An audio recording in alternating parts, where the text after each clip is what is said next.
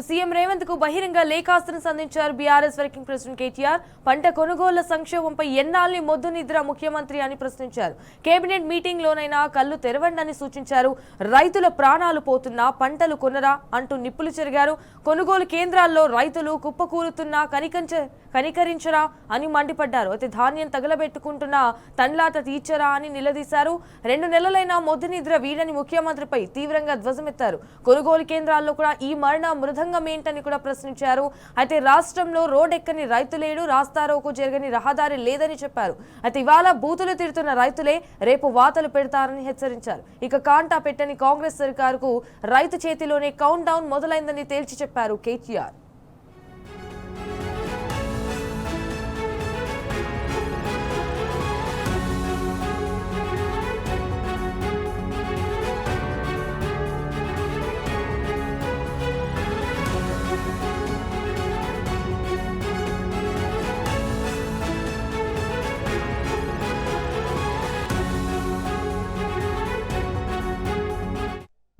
So right, ఇక ఇది విషయానికి సంబంధించి మరిన్ని డీటెయిల్స్ మా ప్రతినిధి లివిల్ రెడ్డి ఫోన్ ద్వారా అందిస్తారు. రైట్ లివిల్ రెడ్డి, చెప్పండి వాట్స్ అప్డేట్స్.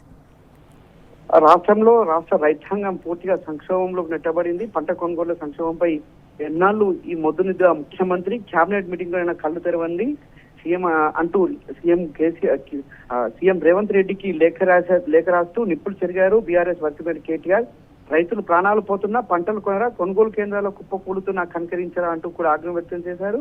ధాన్యం తగలబెట్టుకున్న తన్లాట తీర్చరా అంటూ కూడా ఆవేదన వ్యక్తం చేస్తూ సీఎం రేవంత్ కు బీఆర్ఎస్ వర్కింగ్ కేటీఆర్ లేఖ రాస్తూ 2 నెలలైన మొద్దు నిద్ర వీడని ముఖ్యమంత్రిపై ధ్వజమెత్తారు. కొనుగోలు కేంద్రాల్లో మొదంగం ఏంటి, రాష్ట్రంలో రోడ్డెక్కని రైతు లేడు, రాస్తారోక జరగని రహదారి లేదు, ఇవాళ బూతులు తిరుగుతున్న రైతులే రేపు వాతలు పెడతారంటూ కూడా చురుకలంటించారు. కాంటా పెట్టని కాంగ్రెస్ సర్కారు రైతుల చేతిలో కౌంటర్ మొదలైంది. సీఎం రాసిన లేఖలో కేటీఆర్ నిప్పులు చెరిగారు. అయితే రాష్ట్రంలో 9.5 ఏళ్ల పాటు కొండంత ధైర్యంతో బతికిన అన్నదాత ఇవాళ ఆత్మవిశ్వాసం కోల్పోయి రోడ్డున పడ్డాడు. 6 దశాబ్దాల పాటు పడ్డ కష్టాలు శాశ్వతంగా తీరిపోయాయని సంబరంతో సాగు చేసుకుంటున్న రైతు నోట్లో కాంగ్రెస్ అధికారం రాగానే మట్టి కొట్టినట్టయింది. రైతు రక్షణగా కేసీఆర్ అమలు చేసిన ఒక్కో పథకం గత 2 నెలలుగా పాతరేసిన నీ చేతగానితనంతో అన్నదాతకు వెన్నువిచ్చారంటూ కూడా ఆగ్రహం వ్యక్తం చేశారు.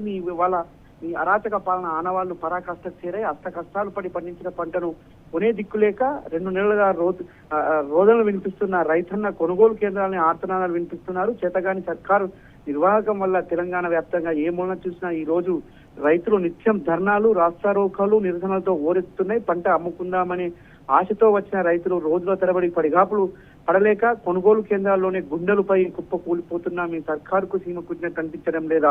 70 సార్లు ఢిల్లీకి చక్కర్లు కొట్టడంతో మీకున్న శ్రద్ధ 1% రైతులపై పెట్టి ఉంటే ఈ దుస్థితి వచ్చేది కాదు. నీ గుర్చిని కాపాడుకోవడానికి ఢిల్లీకి మూటలు మోయడమే తప్ప రైతులు తెచ్చిన ధాన్యాన్ని కొనాలన్న సోయి మీద కనిపించడం లేదు. పెట్టుబడి సాయాన్ని వరుసగా 4 సార్లు ఎగ్గొట్టి యూరియా కష్టాల పాలు చేసిన రైతులు కన్నీటి దిగమింగి పండించిన ఏ పంటను మీ ప్రభుత్వం కొనుగోలు చేసిన పాపాన పోలేదు. ఇప్పటికైనా కొనుగోలు కేంద్రాల వద్ద దాదాపు 10 మంది రైతులు వడదెబ్బతో సర్కారు చేసిన ద్రోహానికి తమ నిండు ప్రాణాలను కోల్పోయారు. అయినా కనీసం ఒక్కసారైనా ఏ ఒక్క కొనుగోలు కేంద్రం వైపు కన్నెత్తి చూసిన దాఖలాలు లేవంటూ కూడా కేటీఆర్ లేఖలో పేర్కొన్నారు. అందుకే రైతులు మరో మార్గం కనిపించక ఇంతకాలం కంటికి పాపలా పెంచుకున్న పంటను తమ చేతిలోనే తగలబెట్టుకుంటున్న దుస్థితి వాళ్ళ రాష్ట్రంలో దాపురించింది. తెలంగాణ రోడ్లపై కాలి బూడిదవుతున్న ధాన్యం కుప్పవి మీ అసమర్థత ప్రత్యక్ష సాక్ష్యాలు అంటూ కూడా ఆగ్రహం వ్యక్తం చేశారు. 2 నెలలుగా నిరసనలో పాల్గొని రైతు లేడు, రాస్తారోక జరగని రహదారి లేదు, 30 నెలలోనే సమస్య రాష్ట్రం నాటికి సకల కష్టాలతో మళ్లీ రైతులను ముంచెత్తిపోస్తున్నారు అంటూ ఆగ్రహం వ్యక్తం చేశారు. వరంగల్ జిల్లా నుంచి ఖమ్మం దాకా కొనుగోలు కేంద్రాల్లో రోజు కనీసం ఒక్క లారీ లోడు కూడా ఎత్తడం లేదు. ఇక అడపాదడపా చేసే కొనుగోలు ఒక్క చోట 10 కిలోల పైగా తరగతిస్తే ఇక రైతుకు మిగిలేదేంటో మీరే సమాధానం చెప్పాలి. చివరికి గన్నీ బ్యాగు కోసం రైతుల 50 రూపాయలు చొప్పున డిపాజిట్ చేసే దుస్థితి తెచ్చిన మీకు మీ ప్రభుత్వం సిగ్గుతో తలదించుకోవాలంటూ కూడా కేటీఆర్ ఆగ్రహం వ్యక్తం చేశారు. అసెంబ్లీ ఎన్నికలు ఇచ్చిన హామీ మేరకు బోనస్ ఇచ్చే ముఖం మీ సర్కార్కి ఎలాగూ లేదని ఇప్పటికే తేలిపోయింది.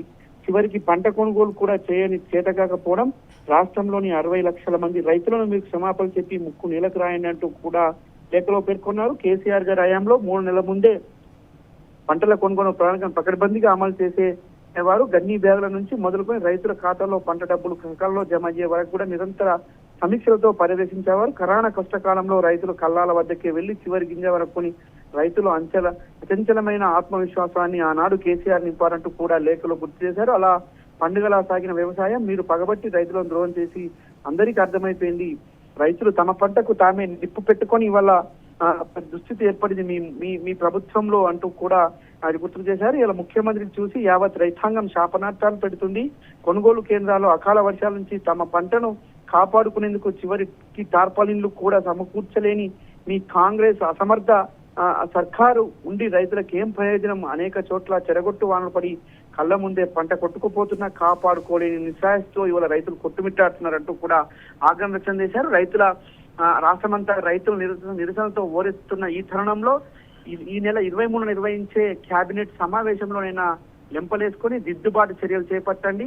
వేలాది కొనుగోలు కేంద్రాల్లో గుట్టుగా పేరుకుపోయిన ప్రతి పంటను కొని వెంటనే రైతుల కష్టాన్ని ప్రతిఫలాన్ని అందించండి. అలాగే మీరు చేసిన పాపాలకు ఇప్పటికే కొనుగోలు కేంద్రాల వద్ద కన్ను మూసిన రైతాంగ కుటుంబాలకు 25 లక్షల చొప్పున పరిహారం ప్రకటించండి. లేకపోతే మీరు చరిత్రలో ఎప్పటికీ రైతు ద్రోహిగా మిగిలిపోతారంటూ కూడా ఘాటు వ్యాఖ్యలు చేశారు. ఇప్పటికైనా రైతు కళ్ళాల్లో ఆ పంటను ప్రతి గింజ కొనుగోలు చేయాలి. అకాల వర్షాలతో తడిసిన ధాన్యాన్ని కూడా రంగుమారిన గింజను కూడా కొనుగోలు చేసి రైతాంగాన్ని ఆదుకోవాలంటూ కూడా ఈ సందర్భంగా డిమాండ్ చేశారు.